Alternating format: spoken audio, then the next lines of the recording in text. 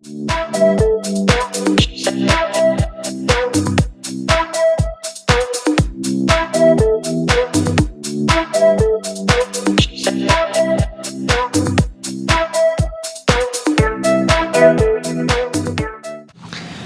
bien, buenas tardes.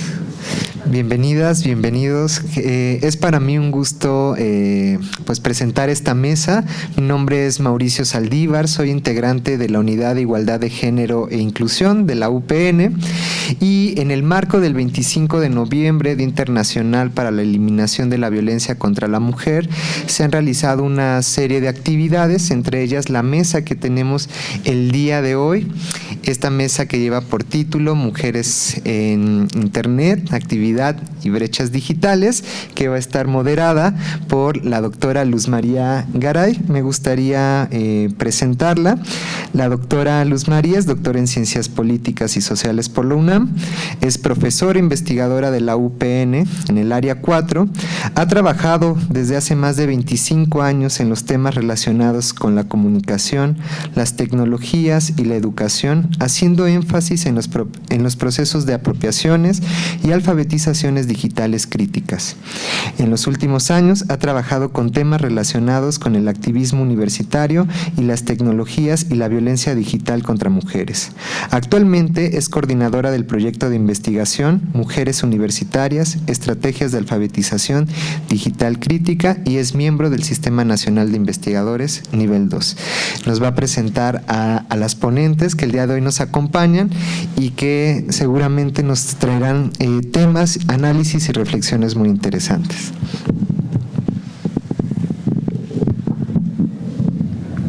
Muy bien, muchas gracias Mauricio por la amable presentación. Y bueno, pues buenas tardes a todas, a todos. Gracias por estar aquí presentes en esta última mesa de las 3 que organizamos de la mano, digamos, conjunta, uniendo esfuerzos con la Unidad de Género e Igualdad de la Universidad. Y les quiero comentar unas cosas previas, digamos, antes de presentar a las colegas y dar paso a sus participaciones. Las mesas derivaron del proyecto que se hizo mención hace un momento, ¿no?, de Mujeres Universitarias, Estrategias de Alfabetización Digital Crítica, que a su vez está vinculado con un tema central que hemos estado trabajando sobre la violencia digital contra mujeres universitarias en espacios digitales, obviamente. Las mesas anteriores tocaron otros temas, otros puntos, fueron mesas un poco más vivenciales, con muchas experiencias que nos compartieron acá compañeras activistas y algunas académicas que han trabajado de cerca los temas que se presentaron. La mesa de esta mañana sí tiene un corte más, digamos, centrado en investigaciones, con, digamos, componentes de datos interesantes que nos van a colocar acá a la discusión las colegas. Y son 3 temas distintos. Me voy a permitir leer los títulos de los trabajos que se van a presentar. La doctora Gabriela Soaed nos va a presentar un trabajo que se llama Ahora que sí nos ven, feminismos en plataformas digitales. La doctora Gladys Ortiz nos va a presentar un tema relacionado con el amor romántico y la violencia digital, y este es un proyecto en especial muy interesante que le pondremos en contexto cuando toque la presentación de la doctora Ortiz. Y la maestra Barrón nos va a presentar un primer acercamiento a su tesis doctoral, que es Brecha Digital de Género y su impacto durante el confinamiento COVID, que pasó con las madres académicas en educación superior. Como se dan cuenta, son 3 temas distintos, pero el eje que atraviesa la problemática tiene que ver con los escenarios digitales, vistos con miradas metodológicas, con preguntas de investigación diferentes, pero que finalmente nos están acercando al tema que convoca el título de la mesa, que es activismo, violencia y brecha digital. Entonces, bueno, celebro mucho que las 3 colegas hayan aceptado la invitación y pues sin más me voy a permitir presentar a la doctora Gabriela Soaed, con quien vamos a iniciar la mesa. La dinámica de la mesa será la siguiente: van ellas a presentar sus trabajos, tenemos entre 15 y 20 minutos, yo voy a ir llevando el tiempo. Y al final yo haré una pregunta general que le pediré a las colegas que nos vayan contestando en relación con qué debemos seguir haciendo sobre estos temas en concreto, y al final tendremos un espacio de preguntas y respuestas. La sesión de esta mañana se está grabando y más adelante subirá al canal de YouTube. Entonces, las participaciones de las personas que estamos aquí presentes serán valiosas para poder tener un intercambio de puntos de vista con las compañeras. Bueno, dicho lo anterior, procedo a presentar a la doctora Suaed. Gabriela Suaed es doctora en estudios humanísticos por el Instituto Tecnológico de Estudios Superiores de Monterrey y maestra en Ciencia, Tecnología y Sociedad por la Universidad Nacional de Quilmes, Argentina. Actualmente realiza una estancia postdoctoral en el Instituto de Investigaciones Sociales de la UNAM, es profesora del posgrado en Ciencias Políticas y Sociales de la UNAM también y miembro del Sistema Nacional de Investigadores. Sus temas de docencia e investigación son la cultura digital, los estudios críticos de Big Data, los métodos de investigación computacionales, los usos sociales de las tecnologías de información y comunicación, las relaciones entre género, ciencia e innovación tecnológica. Sus últimas investigaciones incluyen trabajos sobre las incidencias socioculturales de los sistemas automatizados de las plataformas sociales, la expresión pública en plataformas sociales acerca de y la COVID-19, la expresión pública digital feminista y los métodos de investigación centrados en datos digitales. Unos datos que Gaby nos comparte interesantes. Vive en el Estado de México desde el 2016, tiene hijos, gato y marido. Le gusta escribir poesía, leer novelas y regar plantas. Se considera una persona feliz. Gracias, Gaby, por compartirnos esto y te cedo la palabra. Muchas gracias. Buenas tardes a todos. A ver, vamos a ver que el micrófono se ajuste bien. Bueno, muy bien, muchas gracias. Es un gusto para mí estar acá, no imaginan cuánto. Este trabajo que les voy a presentar es en realidad un trabajo colectivo. Es lo primero que tengo que decir. Es un trabajo que yo represento, pero que llevamos adelante, creo que más o menos unas 10 investigadoras que hemos trabajado juntas en diversas etapas de este proyecto, que fue el de investigar la expresión pública feminista con métodos computacionales, o sea, con muchas técnicas y herramientas digitales, recolectando una cantidad de datos extraídos de las plataformas considerables y usando un poco este esquema que Klein y de Ignacio llaman el del feminismo de datos, que es un esquema muy interesante para poder pensar ciertas relaciones de poder que se dan en el entorno digital a partir de la producción y el uso de datos digitales, y que espero que durante estos breves minutos en que les voy a enseñar este trabajo pudiéramos ir conociendo mejor. Siguiente, gracias. Bueno, vamos a empezar con el contexto digital mexicano. ¿Cómo estamos aquí? Bueno, somos 88 millones de personas las que nos conectamos a Internet en México. El 47.4% de esta población es masculina y el 52.6% es femenina. Y el 90%, o sea, 80% el 90%, o sea, 80 millones accede a alguna red social. Y la cantidad mayor de usuarios se registran en la franja etaria de entre los 17 y los 34 años. Estoy segura de que es casi la franja etaria de quienes nos están escuchando. Y en esa franja etaria se conecta más del 90% de la población a Internet, por no decir que casi el 100%. Podemos pasar. Estos datos nos llevan a preguntarnos si se acabó la brecha digital de género o si está en alguna otra parte. Porque mismo desde el lugar de donde yo tomé los datos que les acabo de mostrar, que es el sitio de la Asociación Mexicana de Estudios de Internet, mismo ellos consideraban que al haber estos porcentajes de 47 y 52, la brecha digital de género quedaba cerrada. Entonces yo me pregunto, ¿se acabó esa brecha de género o está en otra parte? Pasemos una vez más. Entonces, no voy a abundar mucho en esto, pero sí ahora luego les voy a decir por qué lo estoy mencionando. Estos son datos del módulo de ciberacoso de México que dice que hay cantidad de situaciones de ciberacoso experimentadas por mujeres que prácticamente entre el año 2020 y 2021 han variado pocos, y que en realidad todas las que tienen mayor porcentaje tiene que ver con insinuaciones sexuales, con ciberacosos en las redes y con temas que realmente tienen que ver con una violencia que experimentamos por ser mujeres. Siguiente, por favor.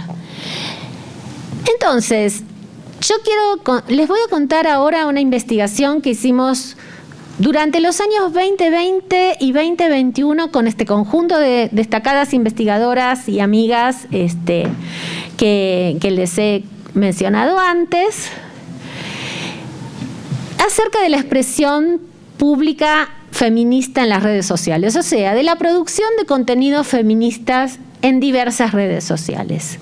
Lo que yo quisiera señalar es que esta es una expresión que se ha producido y que ha sido una expresión bella, yo diría, una expresión bella, una expresión interesante que hemos encontrado, pero que es una expresión que en todas partes se da a pesar de. Esto hay que tenerlo muy en claro, porque aparte de a pesar de, la vuelve más valiosa incluso. O sea, a pesar de la cantidad de ciberacoso que hay en redes, a pesar de los lenguajes de odio, a pesar de las lamentables vigilancias y otro tipo de acoso de la fuerza de seguridad a las feministas, ¿no? Encontramos esta expresión. Y esta expresión nos hace más fuertes si la cultivamos. Esto también es un punto interesante, que si quieren podemos discutir luego en las preguntas. Siguiente. Porque nosotras en las plataformas hacemos cosas. Obtenemos conquistas, luchamos por nuestros derechos y reclamamos justicia. Digamos, esto más o menos sería como el planteo de ¿qué hacemos? Bueno, hacemos más o menos estos tres actos, que para mí no son discursos, sino que son acciones. Siguiente. Sin embargo, estas conquistas que nosotros hemos realizado en las redes sociales han estado muy condicionadas, no solo por todos estos a pesar de que les acabo de mencionar al principio, sino por lo que llamamos los condicionamientos sociotécnicos de las plataformas. Esto quiere decir que en el tema de la expresión pública feminista o en cualquier otro tema, en la expresión pública acerca de la COVID-19, en la expresión pública del tema que querramos investigar en las plataformas sociales, no podemos considerar que esa expresión pública sea una expresión completamente espontánea. Es una expresión que está siempre condicionada por funcionamientos e intereses de las plataformas. ¿Y cómo se materializan estos condicionamientos e intereses de las plataformas? Se materializan a partir de lo que llamamos sus algoritmos de recomendación, que son mucho más que un código, digamos, de software, sino porque embebido en ese código están un montón de visiones del mundo, de prioridades que las plataformas asignan. Por ejemplo, si el que produjo el contenido es alguien que monetiza ese contenido y le va a dejar una ganancia a la plataforma, o no es alguien que monetiza el contenido. Si es un contenido muy reciente que se va a viralizar, o es un contenido más bien antiguo que se va a quedar ahí. Entonces, puede haber muchísimos tweets, muchísimos posteos en Instagram o muchísimos TikToks, no solamente del tema acerca del feminismo, que los hay, y hay muchísimos, sino acerca de cualquier otro tema, pero no todos son iguales. ¿Y qué es lo que se juega en ese no todos son iguales? Se juega una cuestión de poder, ¿no? De lo que tiene poder para hacerse más visible y de lo que tiene poder, de lo que desafortunadamente no tiene poder y no se hace visible. Siguiente. Entonces la pregunta sería, ¿cómo nos hicimos algorítmicamente visibles en la expresión pública feminista? Básicamente hemos estudiado los años 2020 y 2021. ¿Cómo nos hicimos visibles algorítmicamente en esos 2 años? Ahora bien, además, es interesante ver esto. Estábamos hablando recién del poder de los algoritmos, ¿no? De este poder de decidir priorizar contenidos y decidir lo que es más visible de lo que no lo es. ¿Quiere decir esto que nosotros estamos subordinados a ese poder? ¿Quiere decir que, como se dice habitualmente en muchos medios y como en un discurso muy macro, estamos dominados por estos algoritmos? Entonces yo diría no, porque el poder algorítmico es inherente a cada situación. Hay situaciones en donde los algoritmos ejercen bastante poder, vamos a decir la verdad, pero hay otras en donde la ciudadanía ejerce más poder. Entonces está bueno saber cuál es una situación y cómo es la otra, para poder ir ganando también el poder en las redes y desafiar a este poder algorítmico. Siguiente, por favor. ¿Cómo usamos los algoritmos en el feminismo? Entonces vamos a hablar un poquito de esto. Siguiente. Usamos los algoritmos en el feminismo a partir un poquito de hacernos amigas de este marco del feminismo de datos, con este libro de Catherine de Ignacio y Lauren Klein, que se los recomiendo mucho y que está en su versión digital, está en abierto en la red, así que se puede bajar y es un libro muy bonito de leer, con muchísimas imágenes y visualizaciones, así que se los recomiendo que lo vayan a buscar ahora cuando terminamos la charla, la plática. Y ¿por qué? Porque el Data Feminist lo que está pensando es en términos de datos, pero también de las estructuras de poder que conllevan la producción y el análisis de esos datos. Ustedes han visto que la idea de la ciencia de datos, de los algoritmos, de los funcionamientos de algoritmos, están como muy de moda y están en todas partes. Lo que pasa es que son estructuras que en algún punto reproducen las estructuras de poder tradicionales. Entonces, las mujeres necesitamos un enfoque propio para ver esta cuestión. Siguiente. Bueno, nosotros hicimos entonces durante el año 2020 y 2021 una investigación transplataforma en Twitter, en Instagram, en YouTube y en TikTok. Juntamos datos con técnicas digitales automáticas, usamos también otras técnicas digitales para poder procesarlas. Entramos por estos hashtags: aborto legal, 25N, ni una menos. Y en el año 2021 entramos en justicia para y los nombres de aquellas mujeres por las que se pide justicia. Y también en el hashtag justicia en general. Siguiente. Entonces, lo que nosotros vimos a través de todos estos datos y a través de todo el tiempo que nos tomamos para analizarlos, yo diría que hay un tiempo en el que recolectamos datos, hay un tiempo en el que nos analizamos, hay un tiempo en el que los interpretamos y hay un cuarto tiempo para la cual estas pláticas en lo personal me gustan mucho, donde los pensamos. ¿Qué hicimos? ¿No? Lo que a veces las publicaciones académicas no nos permiten, pero sí nos permiten espacios como esto. Entonces, lo que nosotros hicimos con estos casos de estudio fue encontrar 3 modos en que los algoritmos de las plataformas funcionan de manera diferente. Por eso es que decimos que el poder algorítmico es inherente a cada situación. Entonces, en aborto legal, nosotros analizamos el caso de la legalización del aborto en Argentina en diciembre de 2020. Nuestros datos corresponden a ese momento. Lo que encontramos fue algo que nosotros hemos llamado de resistencia algorítmica. Ahora les voy a contar por qué.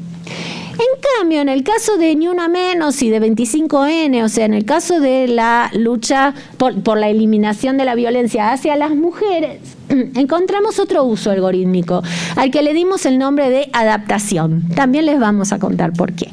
Y en el tercer caso, cuando estudiamos justicia encontramos que ahí el poder algorítmico es fuerte. Y entonces encontramos como una especie de dependencia. Dependemos del algoritmo para visibilizar los pedidos de justicia. Esto sería algo, o sea, entonces tenemos como que hacer esa fuerza colectiva de ir en contra del algoritmo en ese caso. Ya lo vamos a ver ahorita enseguida con un poco más de detalle. Siguiente. Bueno, en el caso de lo que nosotros llamamos resistencia algorítmica, le pusimos este nombre porque todo el posicionamiento del aborto legal en Argentina fue un posicionamiento que iba un poco como en contra de los intereses comerciales y monetizables de las plataformas. Fue un momento en donde la visibilidad, o sea, aquello que circulaba más, que se veía más, que se retuiteaba más, que se le ponía más likes, tenía que ver con expresiones de colectivos de feministas, de derechos humanos, además de una introducción de una estética feminista en las redes, que fue lo más bonito de encontrar, ¿no? En donde las estéticas iban también en contra de estos intereses como más estereotipados y de objetos de consumo de las plataformas. Y también hubo usuarias feministas que disputaron el sentido en los hashtags con prácticas novedosas. Ahora les voy a mostrar. Siguiente, por favor. Entonces, bueno, sí, aquí hay este grafiquito, lo que me muestra es quién produjo contenido visible sobre el aborto legal. Las organizaciones feministas y de derechos humanos, prousuarias individuales, pero que se identifican como feministas, y medios que han promovido la legalización del aborto durante muchos años, ¿no? Medios muy famosos. Entonces, ellos han logrado contenido visible. Vamos a ver, por ejemplo, que en el caso de Una Menos, este esquema que a lo mejor hasta nos parece hasta natural, ¿no? Bueno, porque si los colectivos lucharon, ¿cómo no van a tener visibilidad? Vamos a ver que en el caso de Ni Una Menos no sucede eso. Siguiente. Bueno, en las diferentes plataformas las estéticas eran estéticas de lo que hemos llamado movilización mediada, ¿no? Se hizo una recuperación de las feministas históricas, se hizo una recuperación de las madres buscadoras, como es el caso de TikTok, que siempre también se tiende a estereotipar como una red muy banal y no es tan así. Siguiente.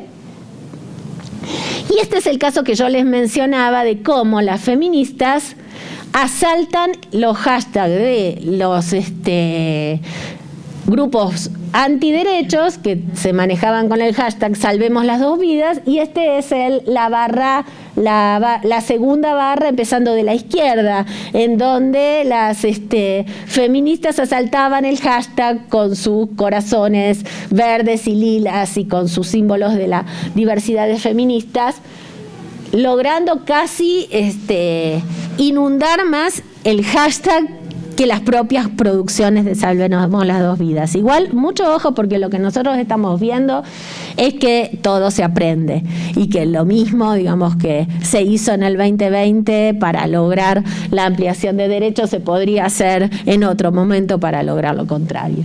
Siguiente, por favor. En cambio, en el caso de 25N, que es lo que llamamos la adaptación algorítmica, vemos que la conversación ya no está liderada por los colectivos. La conversación está liderada por famosos, lo que llamamos las figuras públicas, por influencers, que serían las microcelebridades, y por ciertas prousuarias feministas que se definen como feministas en sus perfiles, pero a título individual, no a título como integrantes de un colectivo, ¿no?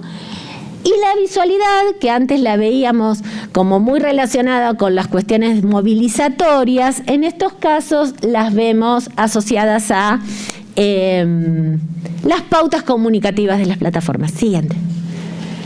Bueno, esto era lo que les contaban recién, lo podemos pasar. Siguiente. No, entonces aquí la pauta tiene que ver más con el diseño, con la música en YouTube, que también introduce esta como atomización de los líderes, también introduce a veces ciertos discursos que no sé si son exactamente feministas. Este es el caso, esto es lo que pasa en YouTube, por ejemplo, que se puede profundizar, lo vamos a decir así, muy levemente, y en TikTok como estas formas propias, ¿no?, del baile y del plano americano en TikTok, que son perreos que a la vez están pidiendo justicia, ¿no? Como, digamos, el mensaje feminista se acopla a la pauta comunicativa y depende un poco de esa pauta comunicativa para llegar a los demás.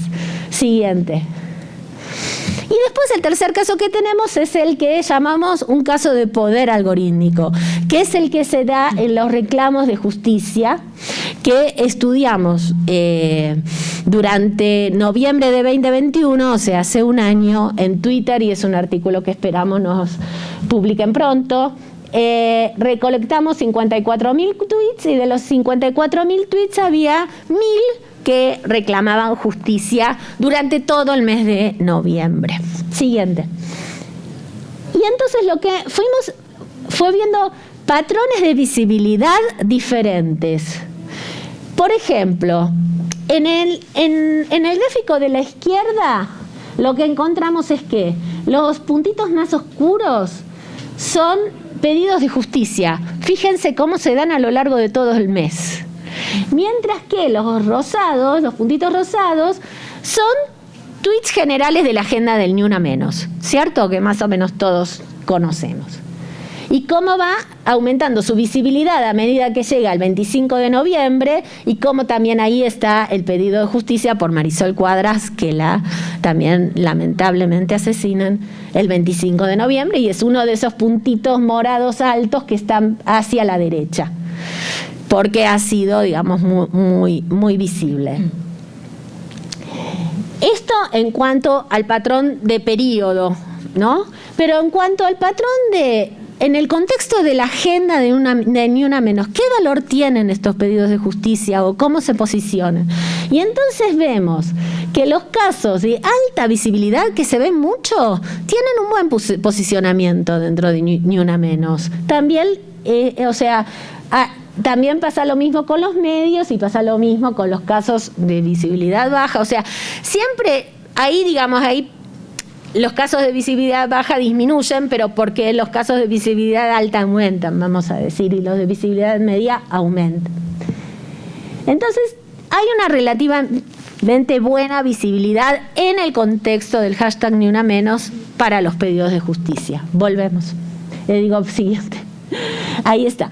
Bueno, de estos 1.000 tweets, resulta que han pertenecido a 96 casos de feminicidios ocurridos en toda América Latina. Nosotros, al tener una muestra no muy grande, hemos trabajado esa muestra ya punto a punto, con una mirada muy cercana, y hemos visto que hay solamente 6 casos de alta visibilidad, o sea, muy difundidos en todo el mes, ¿sí? Y hay más de 80 casos de baja y nula visibilidad. O sea, que hay unos pocos feminicidios que se ven mucho y hay muchísimos feminicidios que se ven poco. ¿Por qué? Bueno, porque la visibilidad de los feminicidios ahí sí depende de la selección algorítmica y de las priorizaciones de contenidos de Twitter. Entonces, si el feminicidio es inmediato, se viralizó rápidamente, contiene un video multimedia y hay una red, por ejemplo, que va de una productora feminista a una periodista feminista, eso se ve muchísimo. Si contienen un enlace a una liga a un periódico, se ven menos, porque Twitter en ese momento al menos no priorizaba los enlaces a periódicos.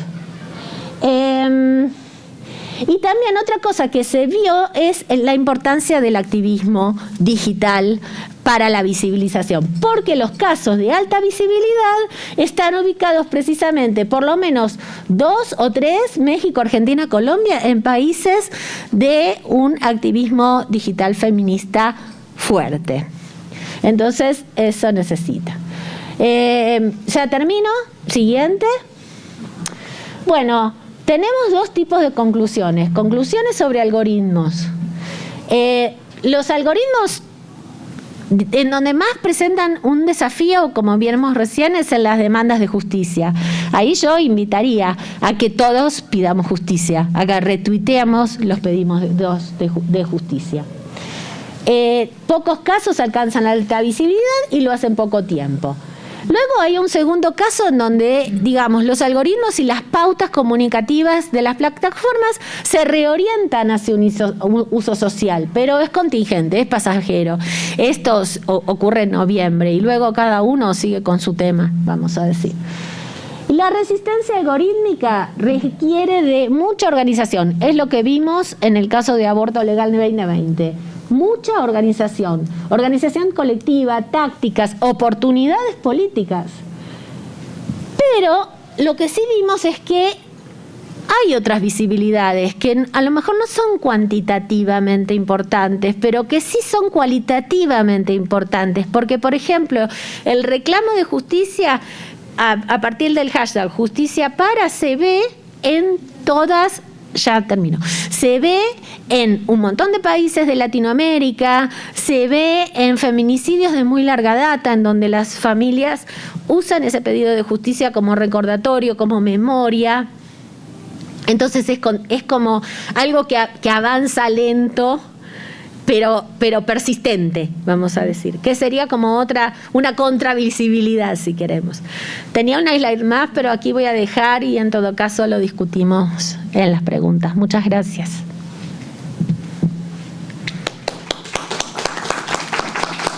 Bueno, por favor. Muchas gracias, Gaby. Perdón que ando persiguiendo los tiempos, pero así tendremos más espacio para preguntar cosas que me imagino que van surgiendo acá ahorita. Entonces, para seguir con la idea de el orden de la mesa, las preguntas serán al final de las 3 presentaciones. Entonces, doy paso a la ponencia de la doctora Gladys Ortiz Henderson, Violencia Digital de Género entre Jóvenes Universitarios, del amor romántico a la ciudadanía digital. Y les voy a comentar algunos datos de la doctora Ortiz. Ella es doctora en Ciencias Antropológicas por la Universidad Autónoma Metropolitana, maestra en Estudios de los Medios de Comunicación por la Universidad de Sussex, Reino Unido, maestra en Ciencias Antropológicas por la Universidad Autónoma Metropolitana también y licenciada en Ciencias de la Comunicación por la UNAM. Actualmente es jefa del área de investigación Estudios sobre Cultura Digital en el Departamento de Estudios Culturales de la UAM Unidad Lerma. Asimismo, es miembro del Sistema Nacional de Investigadores, nivel 1, desde el año 2016. En este momento es integrante de la AMIC y de la Asociación Latinoamericana de Investigadores de la Comunicación, en el cual funge como vicecoordinadora del Grupo de Comunicación y Educación. Entre sus publicaciones se encuentran algunos libros que ha coordinado: Investigación cualitativa y cuantitativa en Educación y Cultura Digital, Formación ciudadana en estudiantes universitarios y Futuros digitales, apropiaciones socioculturales de las TIC. Sin más, doy paso a Gladys y también le voy marcando el tiempo, voy pasando el papelito. Gracias. Hola, muy buenos días o tardes ya a todos y a todas. Les agradezco mucho la invitación a este espacio, pues para comentar algunas de las investigaciones que realizamos desde diferentes espacios, universidades, y en este caso vengo a compartirles una plática, una ponencia que titulé Violencia Digital de Género entre Jóvenes Universitarios, del amor romántico a la ciudadanía digital. La siguiente, por favor. Bueno, esta investigación también es parte de una investigación mucho más grande en la que trabajamos diferentes investigadoras, sobre todo de distintas universidades mexicanas, en la cual también está la doctora Marilu Garay y diferentes colegas de la Universidad de Sonora, veracruzana, en fin, somos un gran equipo de trabajo que desde hace muchos años trabajamos en diferentes investigaciones, proyectos, y en este caso estamos trabajando en este proyecto que se llama Autodefensa Digital para prevenir y erradicar las violencias de género entre jóvenes, análisis de prácticas y propuesta de intervención desde la educación sociodigital. Y entonces, de esta investigación que está en curso, les vengo a presentar algunos de los primeros avances de la investigación que tenemos, los avances sobre todo de corte cuantitativo, porque justo estamos trabajando en ello, ¿no? Y posteriormente trabajaremos en la parte cualitativa. En esta primera parte trabajamos sobre todo con el objetivo de preguntarnos qué está pasando en las diferentes universidades, sobre todo en cuanto a la violencia de género, pero en entornos digitales, es decir, cómo las y los estudiantes de las diferentes universidades participantes perciben la cuestión del ciberacoso, las cuestiones que les pasan en línea y demás, y se aplicó sobre todo pues a mujeres, pero también a hombres, y en este caso en la UAM, la universidad en donde yo trabajo, la Universidad Autónoma Metropolitana. Y entonces, bueno, les voy a presentar este tipo de datos que traigo hoy. Primeramente, bueno, quisiera yo ponerles aquí, bueno, algunas definiciones que trabajamos en la investigación, pues como para tener claro, digamos, por dónde iba, digamos, el levantamiento de los datos que hicimos justamente este año. Bueno, primeramente, violencia contra la mujer se define como cualquier acción o conducta basada en su género que cause muerte, daño o sufrimiento físico, sexual o psicológico a la mujer, tanto en el ámbito público como en el ámbito privado. Y la violencia de género ya es una violencia dirigida, digamos, a la mujer porque es mujer, ¿no? Entonces serían como dos de las definiciones que trabajamos en primera instancia en esta investigación. La siguiente, por favor. Y bueno, esta violencia de género, sobre todo contra las mujeres, tiene su origen pues en los roles de género, atributos, estereotipos, creencias que se tienen de manera cultural hacia hombres y mujeres por haber nacido con determinado sexo. De esta forma, solo por el hecho de haber nacido mujer, pues se le permite o no hacer ciertas actividades o ciertos roles, y entonces se pone en una situación de inferioridad con respecto a sus pares masculinos. Y ya en específico, trabajando con violencia digital contra las mujeres, digamos, tenemos estas primeras definiciones de violencia contra la mujer, violencia de género, y ahora violencia digital sería todo acto de violencia por razón de género contra la mujer cometido con la asistencia, en parte o en su totalidad, del uso de las TIC o agravado por estas, como los teléfonos móviles, los teléfonos inteligentes, internet, plataformas de medios sociales, correo electrónico, y dirigida contra una mujer porque es mujer o que le afecte de manera grave o desproporcionada. Y entonces, ¿en dónde se da este tipo de violencia, digamos, digital contra las mujeres? Sobre todo se da en Facebook, en Twitter, TikTok, en este tipo de plataformas, WhatsApp, Tinder, y en blogs, es decir, todo lo que tiene que ver con espacios digitales. Entonces, bajo esta definición, organizamos una serie, digamos, de reactivos que se aplicaron de manera en todas las universidades como para ver qué tipo de violencia digital experimentaban las y los estudiantes cuando ingresaban a estas plataformas, o cuál habían visto o cuál habían escuchado que otros, digamos, habían vivido. La siguiente, por favor. Bueno, los antecedentes de esta investigación, digamos, son pues los antecedentes de violencia que vivimos no nada más de manera digital, sino pues en todas las instancias, ¿no? Es decir, incluso de manera presencial. La violencia digital afecta sobre todo a mujeres, digamos, en la literatura revisada. Ya se da cuenta que este tipo de violencia sobre todo afecta a las mujeres o a quienes se identifican con el género mujer, y entonces en un alto porcentaje, ¿no? Según la OCDE, pero la bibliografía revisada, digamos, estos datos son contundentes. Y esta violencia en línea no es un fenómeno separado del mundo real, como les decía, es como un continuum, es decir, si tenemos violencia fuera de línea, esta también se expresa y se puede experimentar en los contextos también digitales, ¿no? Esta es una conexión, no es que haya una u otra, sino que se continúa en estos espacios.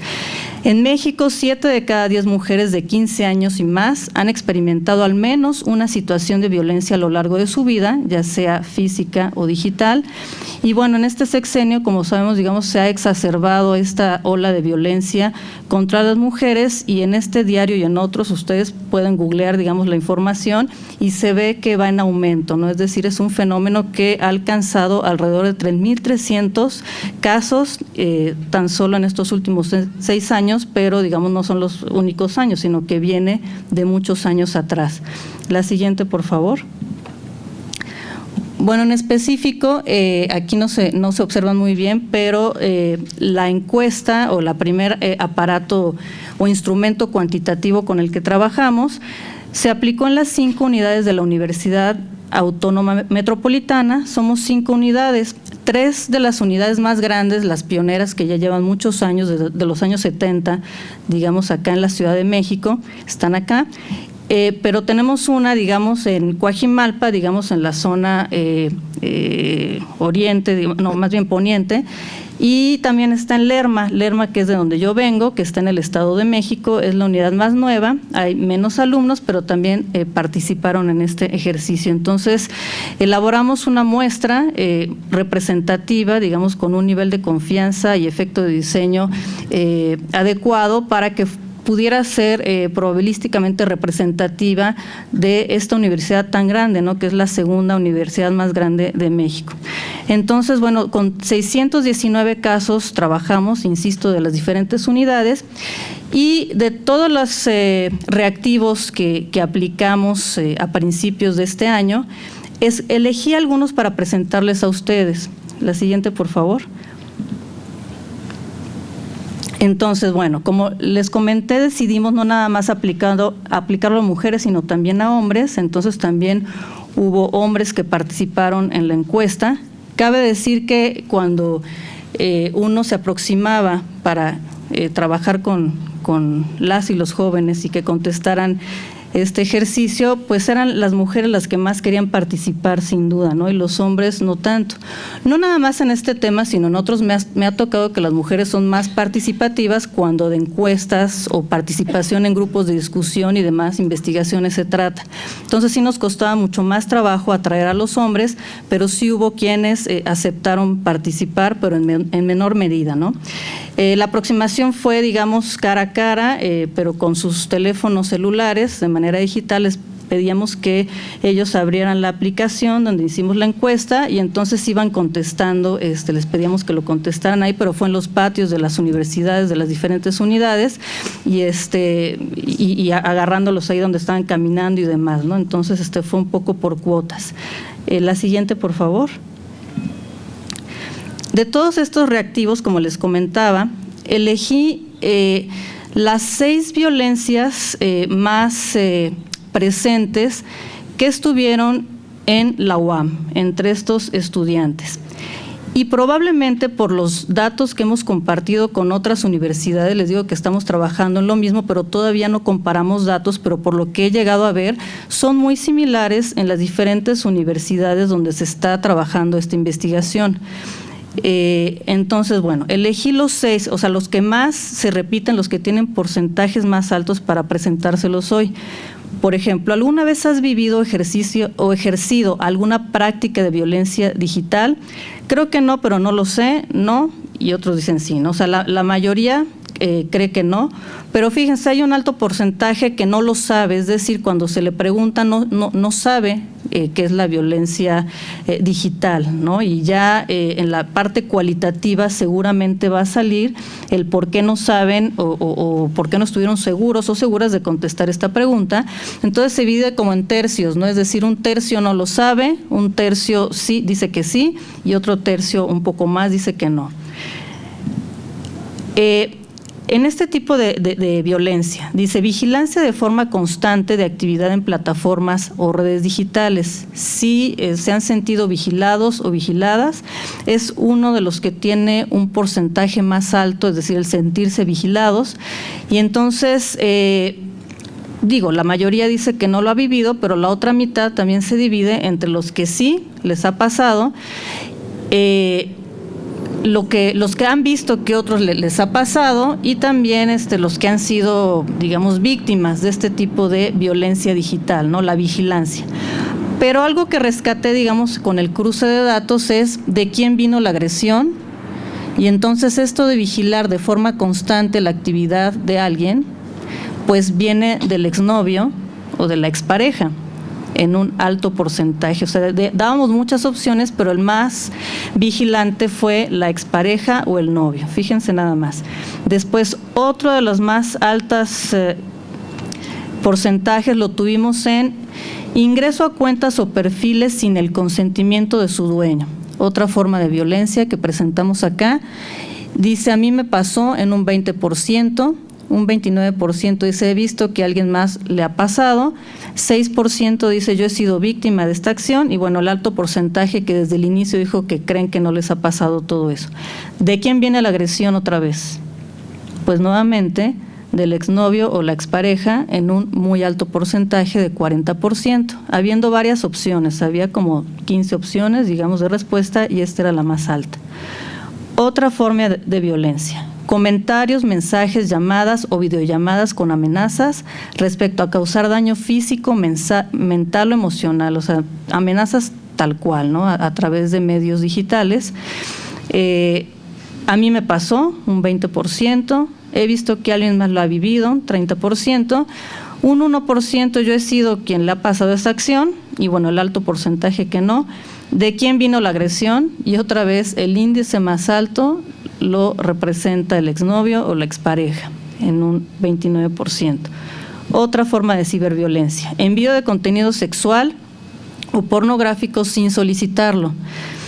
Aquí también hay mucha más incidencia de este tipo de temas. A mí me pasó 32.74%, o he visto que a alguien le pasa 25.12%, y yo he sido víctima, ¿no? Lo que viven, habría que analizar después con los datos cualitativos por qué sale tan bajo cuando dicen yo sí lo he padecido. Aquí cambia un poquito, ¿no? Es decir, en primer lugar viene de personas desconocidas este tipo de violencia digital, aunque también prevalece en segundo lugar el exnovio o la expareja. Este sería como el segundo lugar. Ajá. Otra forma de violencia digital, envío de insinuaciones o propuestas sexuales a través de mensajes, llamadas o videollamadas, el clásico que te mandan fotos, insinuaciones y demás.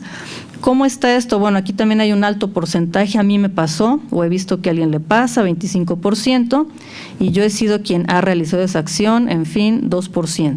Aquí también proviene de desconocidos en una mayoría, pero en segundo lugar está ahí exnovio o expareja.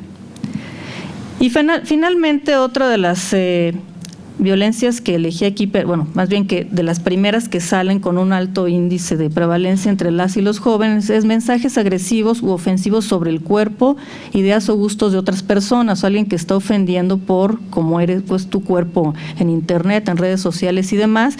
Y fíjense, aquí también es muy, muy alto, ¿no? Es decir, a mí me pasó, he visto que a alguien más le pasa, o yo he sido quien hace esa acción.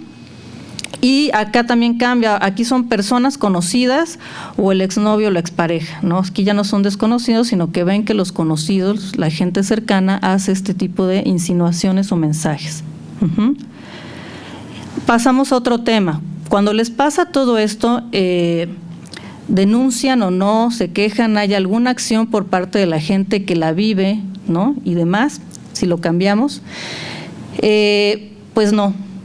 No, nadie denuncia, se quedan callados, y un pequeño porcentaje sí lo hace. Entonces aquí ya vemos que pues pasan cosas en la red, pasan cosas en estos espacios, pero las y los jóvenes prefieren no decir nada. La siguiente, por favor. ¿Y por qué no denuncian?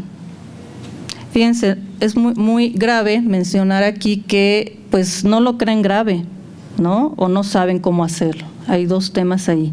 Pues no sé, no tengo idea de cómo denunciar las cosas que pasan en los espacios digitales, pero también este tipo de detalles, de violencias, no lo ven como violencia o lo dejan pasar, ¿no? Entonces te suceden cosas fuertes, pero no lo hacen. Y aquí no puse una pregunta que está también en el cuestionario, pero sí hay consecuencias, ¿no? O sea, sí hay daño psicológico, es decir, o sea, te pasa algo, te afecta, pero aún así no lo denuncias. La siguiente, por favor. Entonces, bueno, ¿qué podemos decir aquí del amor romántico a la ciudadanía digital? Titulé como este conjunto de reflexiones, ya para finalizar. Fíjense, en resumen de lo que les presenté aquí, 32% reconoce que ha vivido una situación de violencia digital de género. 29% no sabe si la ha vivido o no, o sea, hay un desconocimiento del tema. De los 6 tipos de violencia digital de género que tienen mayores porcentajes de incidencia, en 3 los principales agresores son los exnovios o exparejas o exnovias, ¿no? Porque también se le aplicó a hombres. La mayoría de las y los estudiantes no denuncian las agresiones en espacios digitales y no denuncian porque no les pareció grave o no saben cómo hacerlo. La siguiente, por favor. ¿Qué podemos decir entonces? Bueno, hay un tema aquí para reflexionar sobre que ya también se trabaja mucho desde el feminismo, que es la parte del amor romántico, ¿no? Que es esta idea, ¿no? De que tenemos de que te enamoras y entonces va a ser el hombre de tu vida, y entonces se permiten muchas cosas en ese tipo de relación.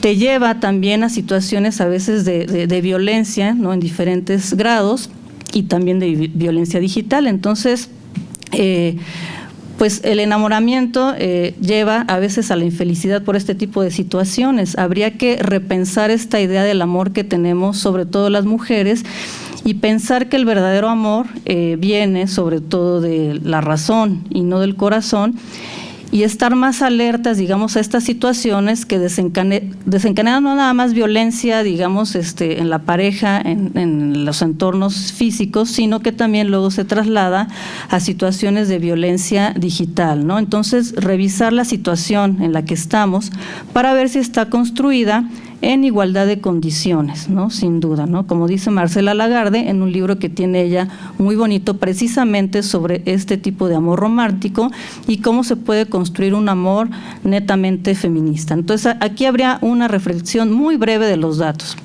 La siguiente, por favor. Y otra reflexión también que yo comento acá a partir de lo que ha sucedido con esta encuesta es que nos falta mucho para construir esta ciudadanía digital que anhelamos, ¿no? Desde el momento en que no sabemos cómo denunciar acciones de violencia en los entornos digitales o que no nos parece grave, entonces ahí falta, digamos, trabajar con habilidades y conocimientos que requerimos para construir ciudadanías pues más participativas, integrales, en fin, y ciudadanías, digamos, nada más de las tradicionales, sino también digitales. Y una de las partes, digamos, o de las dimensiones que tiene la ciudadanía digital, entre otras, es la alfabetización digital. Tenemos, bueno, la ciudadanía es un concepto muy amplio, también muy complejo, pero entre algunas de sus dimensiones está el acceso, el comercio digital, la comunicación, la cortesía, leyes digitales, derechos y responsabilidades, seguridad digital, en fin. Pero uno de los componentes básicos para pensar aquí y ver qué es lo que vamos a hacer con todo esto es la alfabetización digital. Y finalmente, si le quieres pasar, por favor. Y bueno, ¿qué componentes tiene esta parte de alfabetización digital? Pues que requerimos, bueno, en principio tiene que haber acceso, sin duda, pero también motivación, ¿no? Por querer aprender diferentes cosas, es decir, habilidades y técnicas, conocimientos.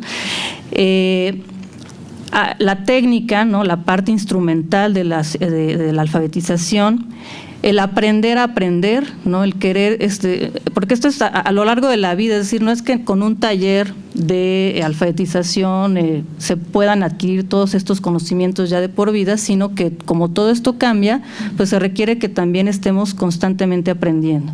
Una parte crítica y sin duda, ¿no? De reconocimiento de lo que de los contenidos que hay en los espacios digitales, y una parte emancipatoria, sin duda, porque si no, pues no se puede construir una ciudadanía completa. Y si bien hay muchas definiciones de alfabetización digital, quiero comentarles que esta definición la construí ayer con mis alumnos y alumnas, porque les dije, a ver, ¿qué voy a decir mañana? Ustedes ayúdenme. Y entonces, entre ellas, formamos me dijeron que esto era lo más importante y se los traigo acá. Más allá de la literatura, les traigo una propuesta de estudiantes sobre de qué venía o cómo tenía que ser una alfabetización digital. La siguiente, por favor. Y bueno, finalmente, la bibliografía.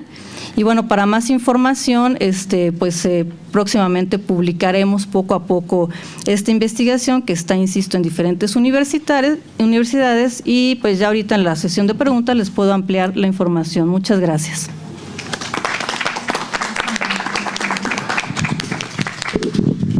Bueno, gracias. Perdón, No, por favor. Por el contrario. Bueno, muchas gracias, doctora Ortiz. Yo veo y me alegra mucho ver acá caras de estudiantes del doctorado, de la maestría, chicas que están participando justo en el semillero de alfabetizaciones digitales de la UPN y seguramente también tienen muchas preguntas que vamos a ir sumando a la exposición también de la doctora Gaby Sued. Bueno, pues vamos a dar paso a la última ponencia de la mesa. Voy a presentar el tema es brecha digital de género y su impacto durante el confinamiento COVID-19, ¿qué pasó con las madres académicas en educación superior? La presenta la maestra Marta Julia Barrón Cruz. Ella es maestra en desarrollo educativo por la Universidad Pedagógica Nacional, licenciada en comunicación social por la Universidad Autónoma Metropolitana.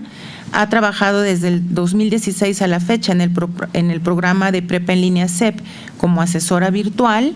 En el 2018 colaboró como apoyo académico en línea para la Dirección de Desarrollo Académico del Centro Nacional de las Artes, CENART.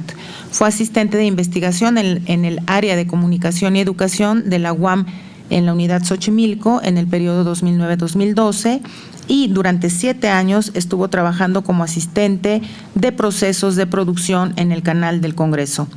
Actualmente es estudiante del doctorado en Política de los Procesos Socioeducativos de la Universidad Pedagógica Nacional en la línea de configuración histórica política de los procesos socioeducativos y colabora de manera muy activa en el grupo de trabajo de los semilleros de alfabetización digital de la UPN. Sin más, le cedo la palabra a Marta Julia para escuchar su presentación. Gracias. Hola, ¿qué tal? Muy buenas tardes. Pues es un gusto estar esta tarde con ustedes en compañía de unas mujeres bastante exitosas y que tienen mucho que decirnos. Y bueno, pues quiero agradecer principalmente a la doctora Garay por la invitación y a la Unidad de Igualdad de Género e Inclusión de la UPN. La verdad es que me siento bastante contenta y emocionada por compartirles un poco de lo que estoy realizando como proyecto de investigación para el doctorado. Entonces, sin más, bueno, el título ya lo ha comentado la doctora Garay y especialmente me estoy enfocando a las madres académicas, ¿no?, de educación superior, ya que considero que tienen bastante trabajo y aunado a eso está el hecho de ser madres, ¿no? Siguiente, por favor. De manera muy general, quiero comentar que, bueno, pues la pandemia por COVID-19 a todos en general nos obligó a vivir confinados en todo lo que fue el 2020-2021 y todas estas actividades colectivas se fueron directamente a cuestiones de sesiones virtuales, a los chats, a grupos, por medio de tal vez Facebook, tal vez WhatsApp, etcétera, ¿no? Y esto pues nos obligó a que tanto con los colegas profesores y los estudiantes estuvieran totalmente conectados, ¿no? Esto trajo un empujón bastante fuerte hacia lo digital, de lo cotidiano nos fuimos totalmente a lo virtual, en donde ahí surgieron diferentes problemáticas, ¿no? En donde las habilidades digitales tal vez fueron bastante nulas o había algunas, digamos, como tenían esta capacidad ya de llevarlo a cabo. Sin embargo, pues esto nos deja ver como la brecha digital que se acerca, ¿no? Durante este proceso de transición, pues fue evidente, ¿no?, que teníamos que fortalecer el rol del docente en cuanto a la planificación de sus clases, el desarrollo y la creación del contenido digital. Así, pues, mismo vimos que había bastante trabajo para los docentes, ¿no?, de manera general. Siguiente, por favor. En este sentido, el enfoque al que yo me voy es hacia las mujeres docentes, ¿no? Pero no cualquier mujer docente, sino como a las madres que tienen menores a cargo. Estos menores están en el rango de 0 a 12 años, dado que estos pequeños son los que necesitan mucho más apoyo, ¿no? Y que, bueno, acá las mujeres tuvieron que enfrentarse no solo al reto del trabajo en línea como docentes, ¿no?, sino también a diversas implicaciones y complicaciones que estaban establecidas por el rol de género. Acá este rol de género que es establecido desde que somos pequeñas, ¿no?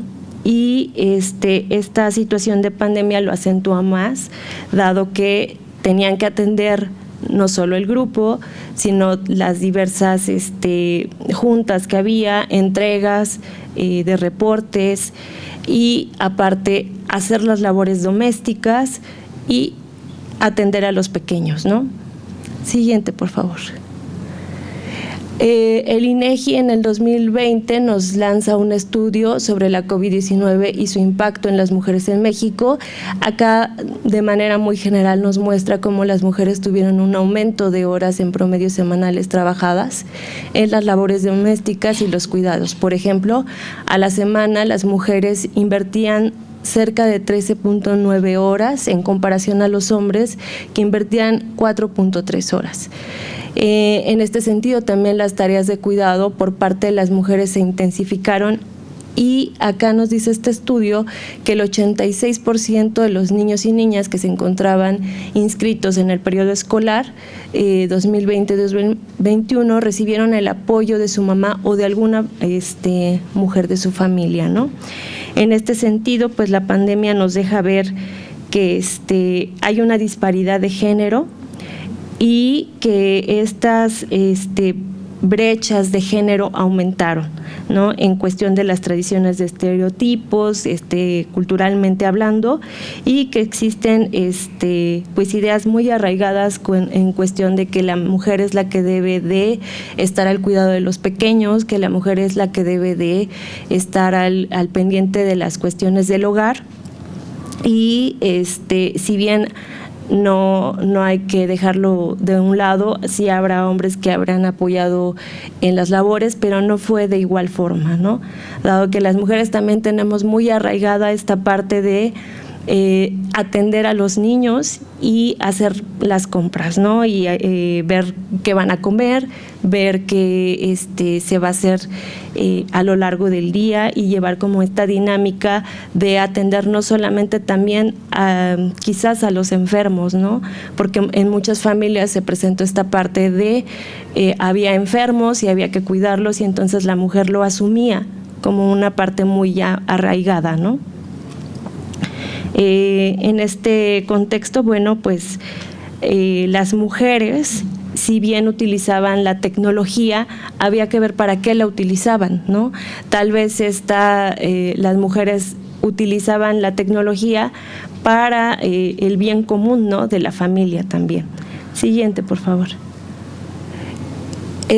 Acá es importante resaltar, ¿no?, esta brecha de género que se presenta, la brecha digital, que afecta a un 52% de las mujeres y a un 42% de los hombres, esto de acuerdo a un estudio por Iberdrola en el 2022.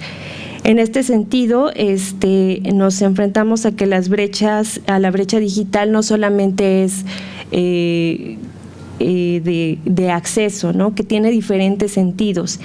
En este caso, pues pudo haber existido la brecha digital de acceso, que tiene que ver en que quizás las mujeres solamente tenían un celular para poder acceder a dar clases, ¿no? Y en este sentido, pues tuvieron que comprar, ¿no? Comprar materiales o compartir los materiales con otros integrantes de la familia. En cuanto a la brecha de uso, nos referimos a estas habilidades que las mujeres tenían en el manejo de la tecnología. Quizás no la tenían muy bien marcada el uso de la tecnología, y sin embargo tuvieron que aprender, ¿no? Incluso aprender para poder dar sus clases o para poder ayudar a los pequeños para ingresar a sus clases virtuales, a realizar las tareas, a cumplir con todas las entregas que se tenían que hacer de los pequeños y de ellas mismas, ¿no? Por otro lado, está la brecha crítica de uso, refiriéndonos a esos conocimientos que las mujeres tienen en cuanto a cómo las utilizan. Tal vez para las cuestiones de investigación tenían que tener ciertos procesos que no los tenían muy claros y tuvieron que desarrollarlos a lo largo de este proceso de pandemia, y así poder realizar tanto sus entregas como la de los pequeños. En este sentido, es importante mencionar que la brecha de género la referimos como esas diferentes oportunidades que tienen las mujeres en cuanto al uso, al acceso y apropiación de las tecnologías, asimismo en cuanto al desarrollo de estas, lo cual marca una desigualdad entre hombres y mujeres, que además está marcado en otras dimensiones. Es decir, las mujeres tampoco tenían el tiempo para estar indagando en redes y desarrollando esas habilidades, ¿no? Las mujeres no tienen el mismo tiempo que los hombres, y esto viene atravesado por ese rol de género que la mujer tiene en cuanto a la atención de los demás, y entonces quedaba muy poco tiempo para que ellas pudieran desarrollar esas habilidades, ¿no? Siguiente, por favor. Como les comentaba, es muy importante ver para qué utilizaban las tecnologías las mujeres, ¿no? En su mayoría, las mujeres utilizaban los grupos de WhatsApp, ¿no? En comparación de hombres y mujeres, pues ellos utilizan tal vez para las cuestiones del trabajo y el ocio, mientras que las mujeres se acercan un poco más para los usos en cuanto laborales, en cuanto académicos, pero incluso para el apoyo emocional, porque aquí surge otra cosa. Dentro de pandemia es tanto el agotamiento, tanto esta cuestión emocional que le pegó a la mujer, que tenía que buscar estas redes de apoyo, y no tanto como el apoyo para su trabajo en labor docente, sino el apoyo emocional para ver qué hago, ¿no? Para buscar la receta de cocina y compartirlo con mis compañeras, para ver qué remedio utilizaste tú para poder sacar adelante a los enfermos, para buscar diferentes cosas. Y acá, en esta investigación se empezó a hacer como unas pequeñas entrevistas de indagación para ver cómo se vivieron las profesoras la pandemia, pero como lo reitero, profesoras que tienen hijos pequeños. En este sentido, una docente comenta: mi círculo de amigas me salvó la vida. Teníamos un grupo de WhatsApp y luego hacíamos llamadas por Zoom, y ahí nos apoyamos por cuestiones de nuestros hijos. Con ellas reí, lloré, me desahogué, nos escuchamos, hacíamos cosas para los niños de manera virtual, contar cuentos, pijamadas, yoga, etcétera. Y poco a poco se integraron otras mujeres con las mismas problemáticas, pero que nos dedicábamos a otras cosas, ¿no? Y entonces acá vemos que las mujeres empezaron sí a utilizar más la tecnología, pero no para la cuestión laboral, sino para esas cuestiones domésticas, para estas cuestiones emocionales. Y entonces aunque pareciera que ellas ocuparon más la tecnología en comparación de los hombres, porque hay estudios que nos marcan esto, vemos que sí lo ocupaban, pero no era para las cuestiones laborales. Por favor. Hombres y mujeres, en este sentido, pues los utilizamos las tecnologías para diferentes propósitos, mientras que los hombres los utilizan para el consumo y el ocio, las mujeres las empiezan para otros servicios relacionados con el bienestar social, ¿no?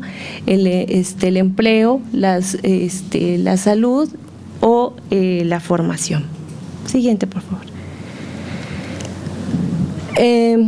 En este sentido, hay un estudio de la UNESCO en donde las mujeres en educación superior, la ventaja femenina ha puesto fin a las desigualdades de género.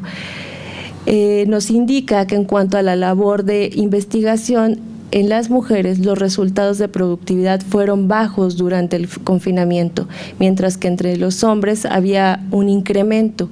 Claro, aquí tiene que ver esta parte de el rol de género que las mujeres desempeñaban, porque en comparación a los hombres, pues ellos se dedicaban al trabajo y no había, sí apoyaban, ¿no? Pero no como las mujeres, no como nosotras, que teníamos esta parte bien arraigada de, híjole, se me olvidó la despensa, y entonces utilizaban la tecnología para hacer la despensa, ¿no?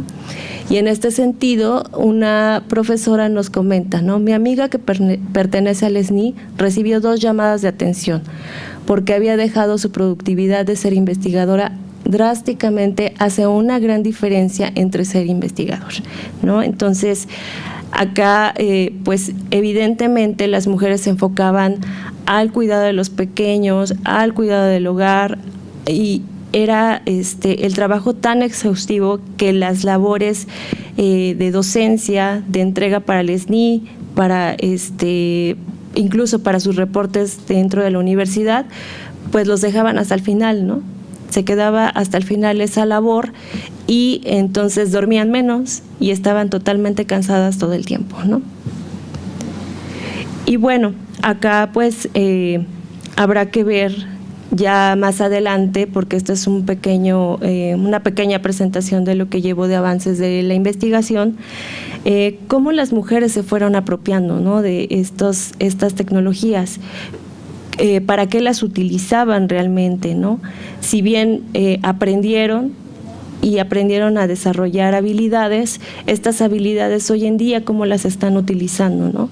Y que es algo que ya se ha quedado, porque ahora ya estamos como acostumbradas a realizar estas actividades de compras, actividades de búsqueda de información, incluso para los pequeños, pero que las llevamos todas en este sentido las mujeres, ¿no? Y que las mujeres docentes tienen esta doble, triple jornada, en donde por un lado está trabajar para tu trabajo, para lo académico, para tus estudiantes, y por el otro lado está la vida familiar, ¿no? En donde están las labores domésticas, en donde está el apoyo a los pequeños, y entonces habrá que ver qué está sucediendo con estas mujeres. Gracias.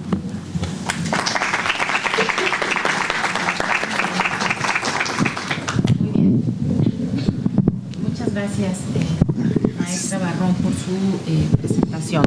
Bueno, tal como comenté al inicio de la mesa, ustedes identifican que son 3 trabajos muy distintos entre sí, pero que tienen ejes que seguramente ustedes también ya identificaron que son ejes que articulan todo el trabajo de las colegas, ¿no? Identificamos, por ejemplo, en los 3 trabajos un tema de desigualdad y brecha. De hecho, el trabajo de la doctora Sued, cuando nos da estos datos diciendo, bueno, pues las cuentas alegres del INEGI, ¿no? Y de la Asociación Mexicana de Internet, que dicen, ay, no, bueno, ya estamos igual, casi parejos en porcentajes de acceso, ¿a dónde se fue la brecha de la desigualdad? Y creo que ahí vincula directamente con el trabajo de la maestra Barrón, que dice, pues la desigualdad se fue a otros escenarios y llega como a sumarse a otras desigualdades que históricamente vivimos las mujeres por una cuestión de género, ¿no? En la mesa de ayer se hablaba de los cuidados, ¿no? Del cuidado de los hijos y ser estudiante al mismo tiempo. Acá estamos viendo cómo ser docente. Las profesoras con las que está trabajando Marta Julia son profesoras de educación superior que tienen hijos pequeños, ¿no? Y que vivieron esto que ella ya nos mostró. Entonces, la brecha de desigualdad digital nos impacta, pero al mismo tiempo vemos escenarios muy concretos como el que presenta la doctora Ortiz, ¿no? En donde somos testigos, digamos, con los datos muy claros de qué tipo de violencias y qué tipo de acciones desarrollamos y qué sabemos sobre el tema o no, digamos, ¿no? En este caso, la comunidad de la UAM.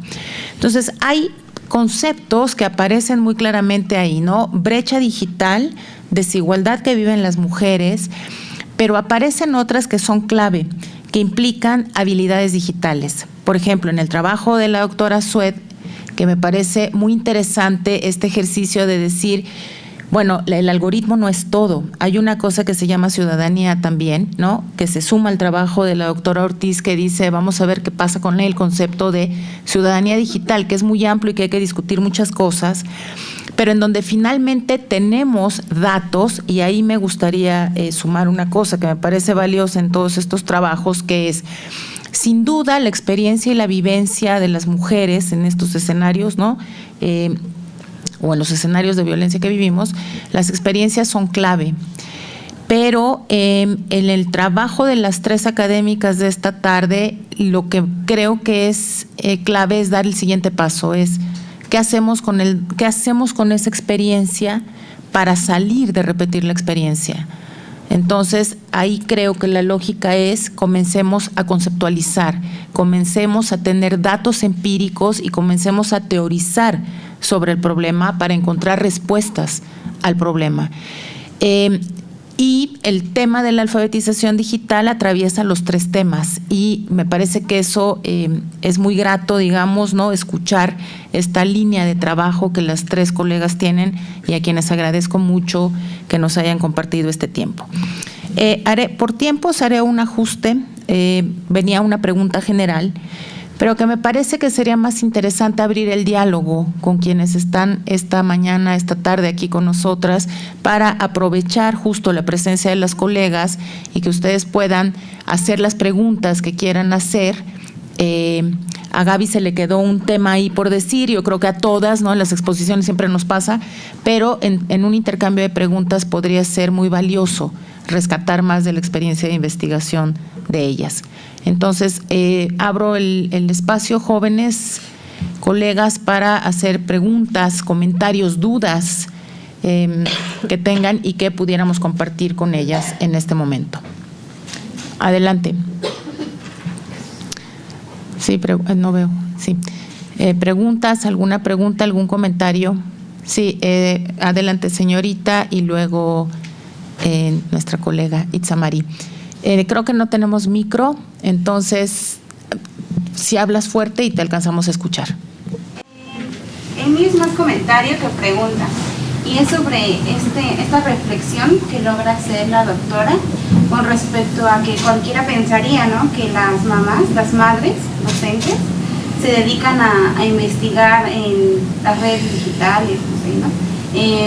Esta parte de lo laboral, pero es importante saber que también buscan la parte emocional, ¿no? Cómo de alguna manera buscan esa ayuda, ese soporte afectivo, ¿no? En esta parte de las redes sociales, de la parte digital.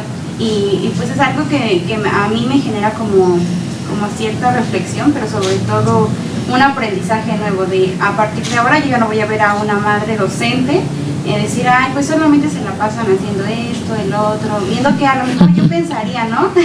Buscando recetas de cocina, fue lo primero que yo pensé en cuanto comenzó a hablar, ¿no? Y cuando ya dijo sobre esta parte de la parte emocional, yo dije, hasta mi mamá también lo ha hecho, ¿no? Yo busco reflexiones, comentarios que a mí me motiven, ¿no? A mi día a día. Entonces, pues muchas gracias, y ese era como que mi comentario, ver y tener como que otra postura a partir de hoy, al ver a esta parte al ver a estas madres, ¿no?, docentes. Gracias. Muy bien, muchas gracias. Itzamari, adelante. La pregunta era para la maestra Ortiz, si es maestra o doctora, ¿me escucha? ¿Cómo se puede o cuál es la forma de involucrar, por ejemplo, a las personas de su estudio en el abordaje de la ciudadanía digital, pero desde un enfoque que va en el sentido, justo a lo mejor en lo que se enlazan las investigaciones, que el desconocimiento de la misma puede provocar también secuelas emocionales, también son cambios de visión socioculturales? Entonces, ¿en dónde está esa forma de compartir o de que se adquiere ese aprendizaje sobre la ciudadanía digital, que no nada más sea como mero compartir la información, sino como que de verdad es un aprendizaje en estas cuestiones o en estos procesos socioemocionales que se dan en la virtualidad, en ese tipo de comunicación?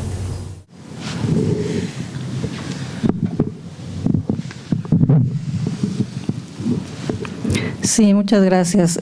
Bueno, tal y como lo comentas y como lo comentó recién la doctora Marilú, este estudio y los que estamos haciendo no nada más nos queremos quedar como en el dato, ¿no? Es decir, bueno, esto está pasando y pues así se vive, ¿no? Sino llevarlo más allá. Entonces, justo después de tener estos datos cuantitativos, sigue la parte cualitativa y posterior se va a tratar de hacer una serie de talleres y de cursos para las y los estudiantes para hacer todo esto que tú dices, ¿no? Es decir, cómo podemos transformar pues el estar calladas, ¿no? Porque es como también un eje que se atraviesa en las tres investigaciones y que es decir, o sea, me deja helada porque esto es lo que nos está pasando. ¿Por qué nos callamos? Nos están pasando cosas y finalmente lo dejamos pasar, ¿no? Es decir, me violentaron en el espacio digital, pero no fue nada. En la pandemia yo estuve trabajando más que mi marido. Bueno, ya pasó la pandemia, no fue nada. Bueno, acá en los Big Data y demás, pues sí, un tiempo alzas la voz y después, bueno, ya no pasa nada y nada más doy un tuit y ya, o sea, no te involucras. Entonces, ¿cómo reactivamos ese ánimo por querer participar y por querer cambiar las cosas?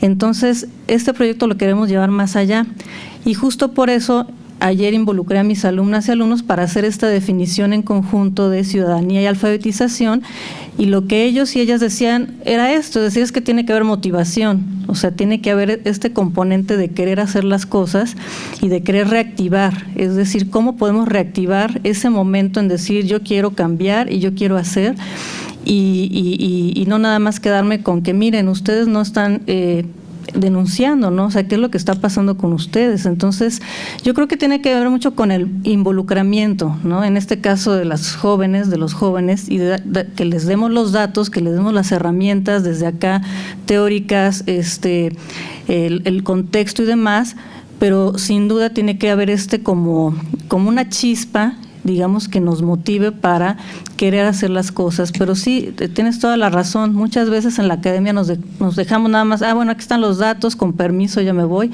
pero sin duda esto se tiene que transformar en algo, es decir, si este estudio no promueve que, por ejemplo, en el caso de mi universidad haya cierto cambio, entonces pues entonces no va a servir de nada, ¿no? Porque otro de los temas también que sale aquí y en otros estudios que no mencioné es que, por ejemplo, no conocen que en la universidad hay instancias de género, que ya tenemos en casi todas las universidades, que las apoyan con este tema de ciberacoso y demás y violencia digital, y con otros que tienen que ver con equidad de género. Entonces no lo desconocen o saben que existe, pero no saben cómo acercarse.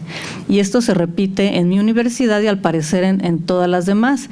Entonces, algo estamos haciendo mal y tenemos que acercarnos a las y los jóvenes, en este caso que yo trabajo con ellos, para ver dónde está este punto de encuentro para poder reactivar esa emoción, esas ganas de querer hacer las cosas y, como ellos me dijeron ayer, pues la motivación, porque si ellos tampoco quieren, pues entonces no se puede hacer nada, ¿no?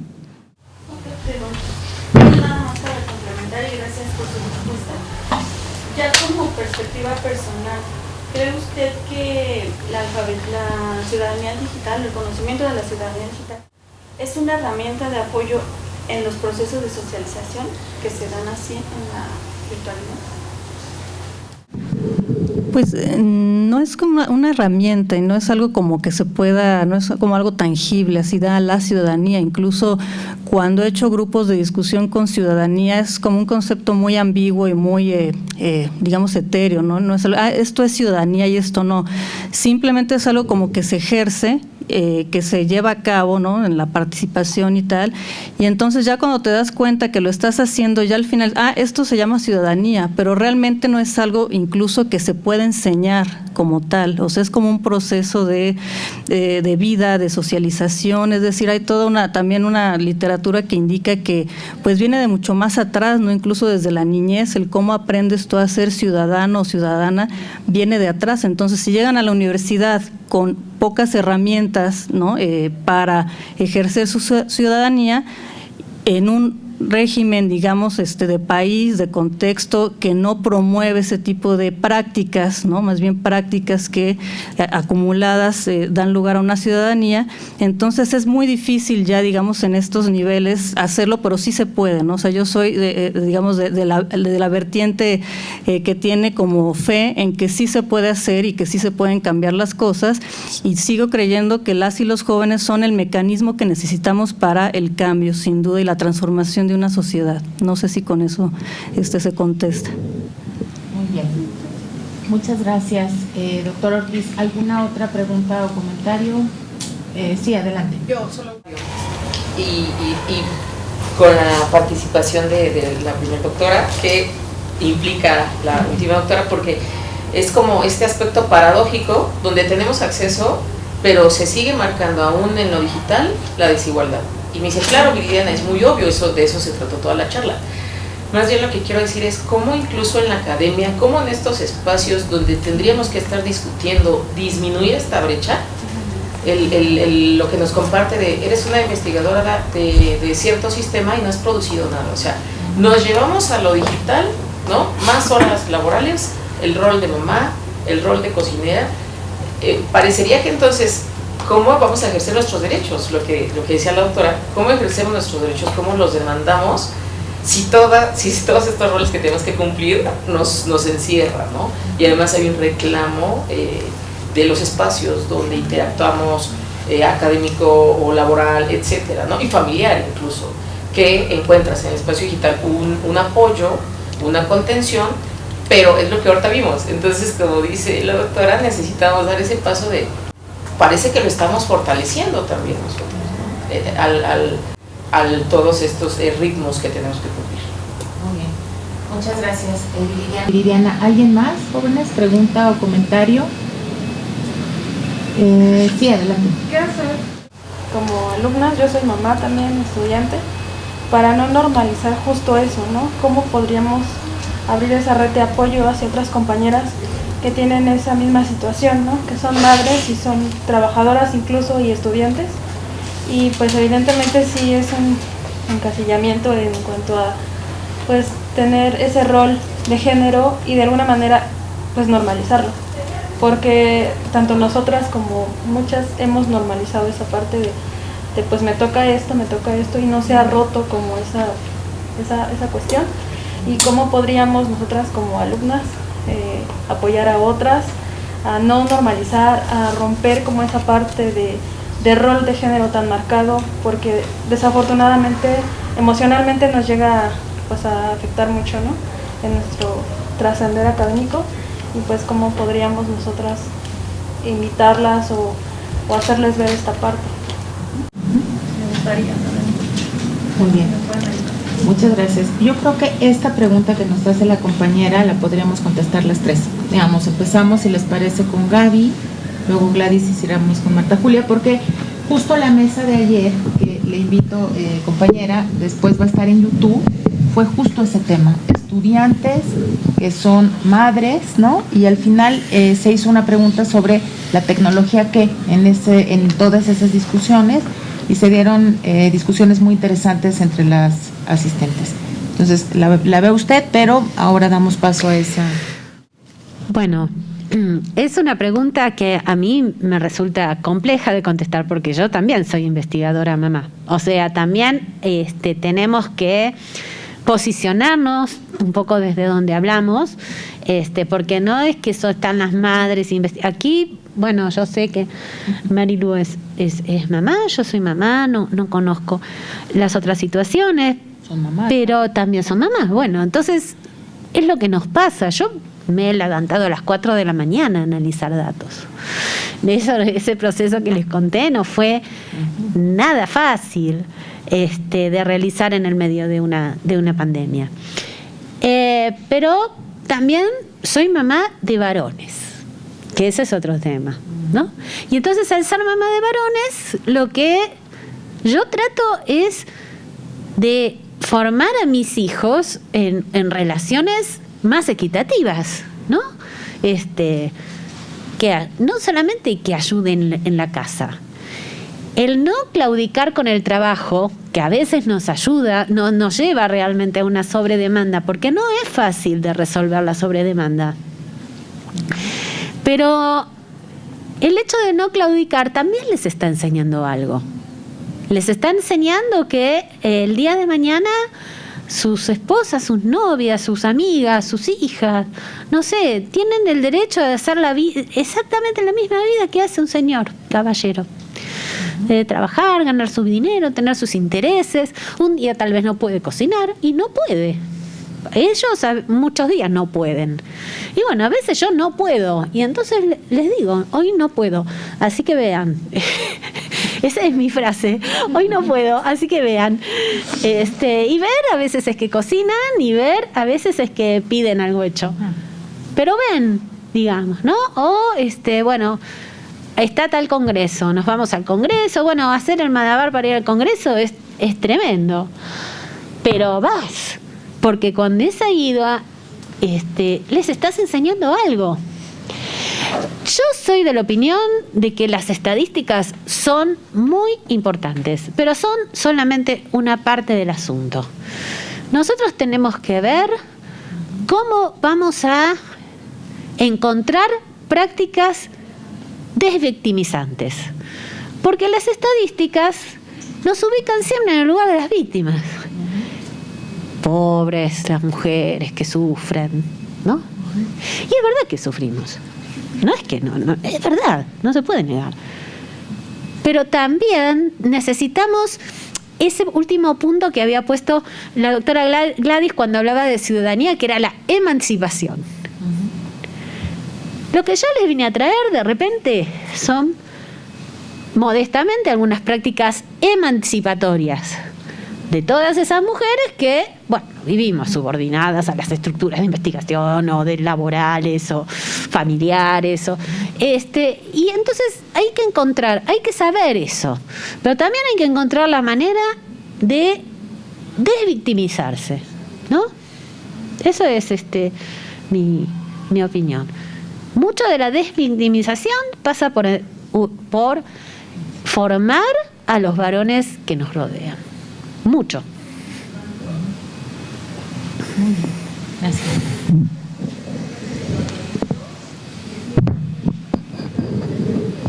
Bueno, pues sí, es una pregunta como para quedarnos aquí con un cafecito y ver qué es lo que vamos a hacer ahora con todo esto, porque sí, yo también me lo he preguntado, es decir, cómo hacer para generar esta conciencia colectiva de cambio, de emancipación en situaciones tan complejas como el estar en pandemia encerrados o encerradas en un hogar, marido, hijos y demás.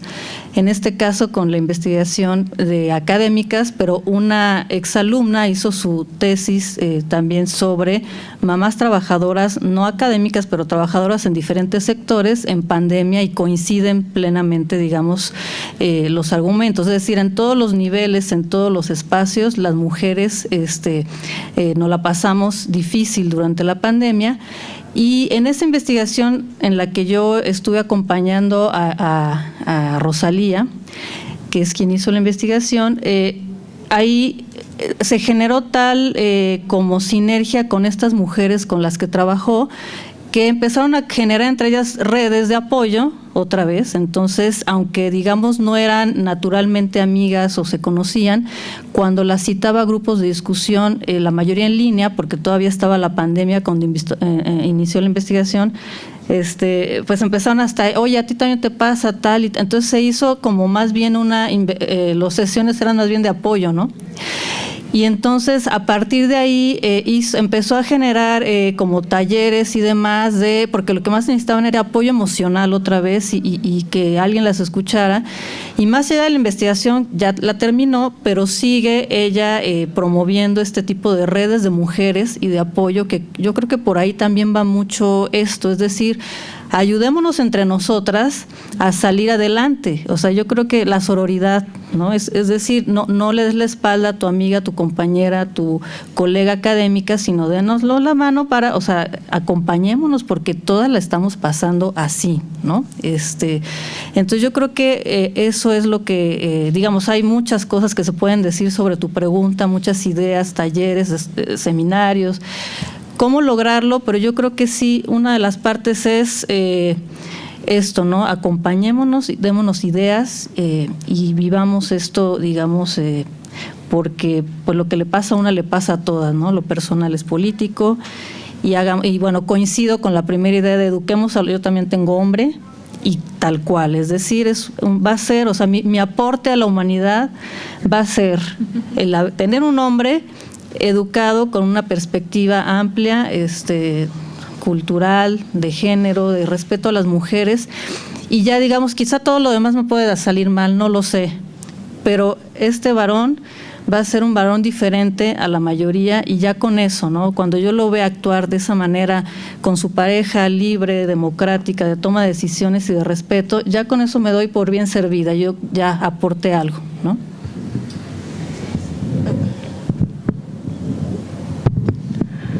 Bueno, contestando a la pregunta, creo que sí es bastante complejo, pero de igual forma coincido con las doctoras, ¿no?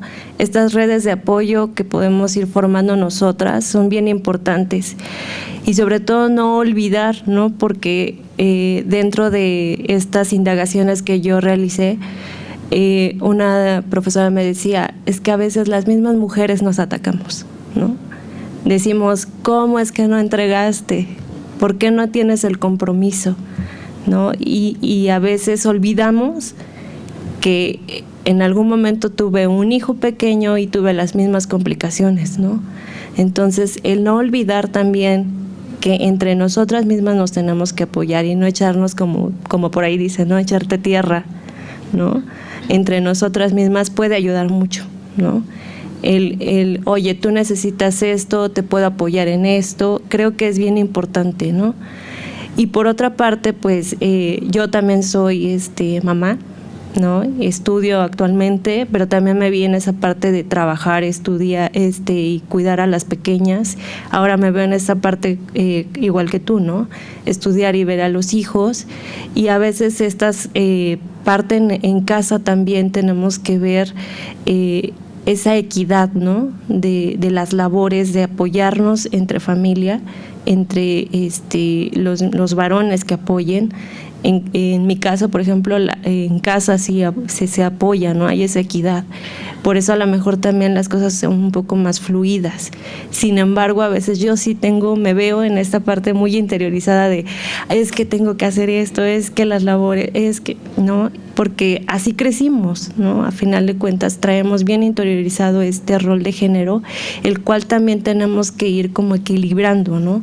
Y que en mi caso yo trato de equilibrarlo con mis hijas. Sí, ok, tienes que aprender a hacer, tienes que tener esos conocimientos como mujer, pero no para el servicio de otros, sino para tu propio servicio, ¿no? Para que el día que tú crezcas, pues sepas hacerte algo de comer y no tengas que estar sirviendo a otros, ¿no? Creo que es esa parte como de equilibrarlo nosotras mismas, pero también apoyarnos entre nosotras, ¿no? Muchas gracias a las tres. Bueno, finalmente me parece, y un poco para ir cerrando ya la mesa, considero que les decía al inicio, las 3 mesas derivan, se vinculan a las actividades del 25N con la unidad de género y de igualdad, pero derivan básicamente del proyecto de los semilleros de alfabetización digital crítica, un poco el trabajo que decía, que presentó acá la doctora Gladys. Nosotros en la UPN pudimos, por condiciones favorables, hacer una primera vuelta del trabajo de violencia digital. En este segundo hay muchos ajustes, se incorporó la mirada del agresor, un grupo de colegas, entre ellos, por supuesto, la doctora Gladys, estuvieron trabajando el instrumento, un instrumento muy denso, que incorpora muchas cosas que los primeros no, y se notan los resultados ahora. Y dimos paso a una segunda parte que puede responder un poco lo que se ha comentado acá. Es, bueno, sí, ya tenemos los datos y ahora qué hacemos, ¿no? Y acá hemos implementado ya esos talleres, ¿no? Los semilleros de alfabetizadoras están en ese terreno, formándose mujeres, pero formándose como mucho en esta lógica de lo que se habló acá en esta mesa, en donde yo lo decía y lo insisto, pasemos de contar, de victimizar el asunto, no porque no seamos víctimas, sí somos, sufrimos desigualdad, tenemos problemáticas, enfrentamos violencias, hay que reconocerlas, conceptualizarlas y trabajar sobre ellas, pero y ahora demos el siguiente paso, o sea, ya sabemos lo que nos pasa, ya lo vamos a poder nombrar, ¿no? Eso se llama violencia, eso se llama desigualdad, ¿no? Esto se llama desigualdad también y entran en juego el algoritmo, y en el caso al que vamos, digamos, ahorita estamos en el terreno de ¿qué tenemos que hacer? Pues aprender a nombrar esas violencias que nos atraviesan para entonces poder trabajar sobre ellas, ¿no? ¿Cómo? Con redes de apoyo, con talleres, con círculos, con discusiones, con mesas como estas, muchas estrategias que se nos ocurren. El siguiente paso es, y se vincula mucho con lo que trabaja y nos trajo este día la doctora Sued, y luego cómo tenemos que aprender a reconocer esos entornos digitales en donde nos atraviesan violencias, pero que también pueden ser espacios de resistencia y en donde podemos ejercer estos derechos de los que estamos hablando, ¿no? Y llevar y ocupar un espacio al que tenemos derecho como mujeres para reducir las brechas y poder levantar la voz digital, digamos, ¿no? Entonces, me da mucho gusto que se hayan estos 3 temas encontrado ejes de análisis y me da más gusto que haya espacios de reflexión con estudiantes de licenciatura, de maestría y de doctorado acá, porque esa es la idea del proyecto y esa es la idea de las jornadas, me parece, promover reflexión, pensarnos de otra manera y movernos del lugar para preguntarnos qué pasa y ahora qué hacemos ahí, ¿no? Entonces, si no hay ninguna otra pregunta por parte de el público asistente y si mis colegas no tienen algún otro comentario, algo más que quisieran agregar, ¿no? Muy bien. Para entonces, pues les agradezco mucho, queridas colegas, su participación en la mesa, su tiempo, el traslado hasta nuestros terrenos de la Jusco y agradezco a quienes asistieron tomarse el tiempo y el interés de estar en nuestra mesa, a los colegas del equipo de televisión y por supuesto a las mujeres que integran el equipo de investigación, Perla Pedraza Areli Castañeda, Paola Cerón y Angie, que están aquí, que son parte del equipo que tenemos 2 años trabajando en todas estas cosas. Pues muchas gracias, queridas, y pues damos por concluida la mesa. Educar para transformar.